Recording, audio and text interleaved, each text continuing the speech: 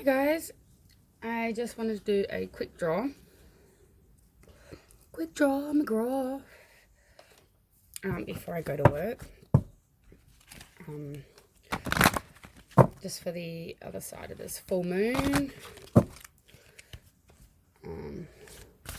These are my gorgeous wisdom of the four winds.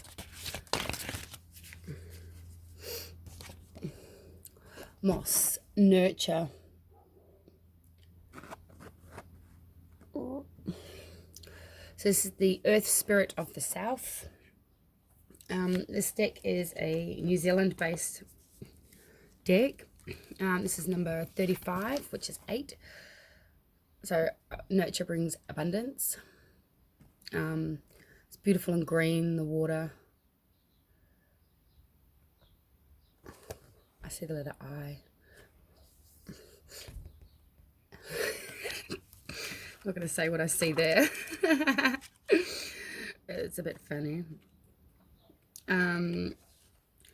So the Māori word for moss is rimu. One second. Sorry. Rimu.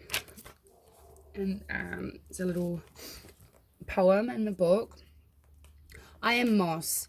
I am of the warm rains and the damp shadowed space, where sunlight shifts and turns across the mother's face.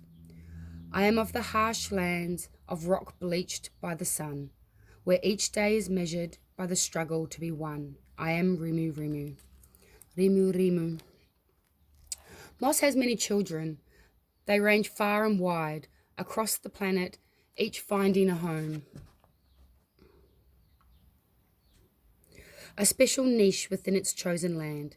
Some like the shaded forest floor, while others cling to rocks scattered through the dry, barren lands, or clothe the cold taiga and tundra with vast protective cloaks. Moss first grew at least 225 million years ago. It survived the cataclysm that ended the age of the dinosaurs. Moss serves the planet well. Although a very simple plant, it digests food into a form that makes it available to much more complex ones. Moss protects the lands from the onslaught of heavy rain and harsh snow, and the hot, drying winds of drought. Those who understand the law of the forest know moss will guide them home. It points the way for those who cannot see the sun on a cloudy day, for it favours the shady side of the trees. The south in the southern hemisphere, and the north in the northern hemisphere. Moss holds a place of great beauty within nature's realm. Few climb the tall stones, the parapets in the mountains, without admiring the coloured lichens that cling to the rocks. Few walk the forest lands without admiring the mossy carpet that covers all with splendour. The gifts that moss bring you today. Anyway, cheers with my cup of tea, blood orange. It's how I ground to start my day, with my red tea.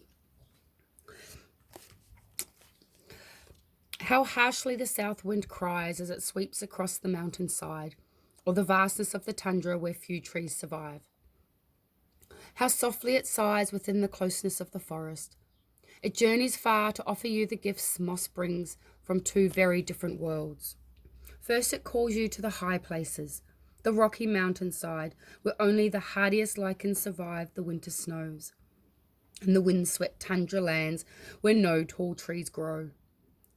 There, amidst the challenge of the long trail, the outer edge where all stands stripped of the superficial, you will find sharp lines of truth.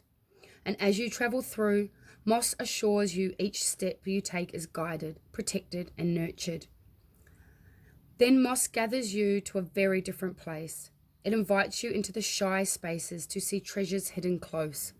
Within the forests, the glades and groves, and the dells of legend where the little people roam, it reminds you to see beauty in the little things, the smaller picture within the greater whole. It is easy to get lost in the search for the big, the dramatic, the huge awakening, the momentous and the new. Pause as you journey. Understand there are little treasures at every turn. Rest a while. Nurture yourself as you sit within the protection of the glade. Nurture yourself as you rest upon the mountain peak and take in the lichen hiding at your feet. Rumi Rumi says it is important to honor all that is close to you. Walk the trail of the heart. Regain the magic of the child at play. Find joy in the power of the ordinary, for within it hides the extraordinary. Feel, touch, and reconnect with the pulse of life. Moss invites you to step aside from the busy life. Remember, the simple things endure. Love, nurture, for those close to us, the healing of hurts and hope shared. And we have another little poem at the end here. Tread lightly as you walk the forest. Step with care beneath the tree. Remember this beautiful garden is home to more than you see.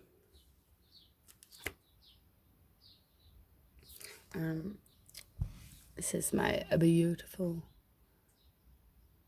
book. And Barry Brailsford.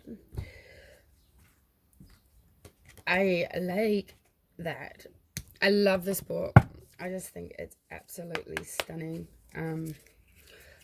It was my very first ever set that I ever got. I borrowed it from a friend for about a year through my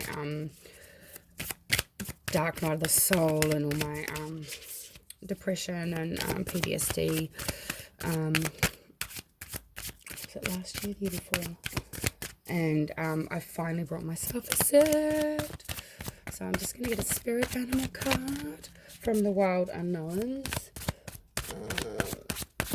That one's a Kim Kranz. I got the new, we got two. We got the bear and the owl. Wow.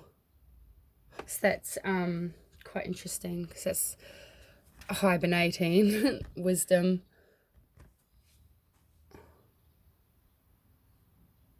It's like the sun is just shining down. Rest a while from the last card and you get the bear. And then come into your own with the owl. So all my decks are really new and I'm really new at this anyway. So I'm going to just have a quick look at what it says in the book for the owl. So that's air, symbol for air.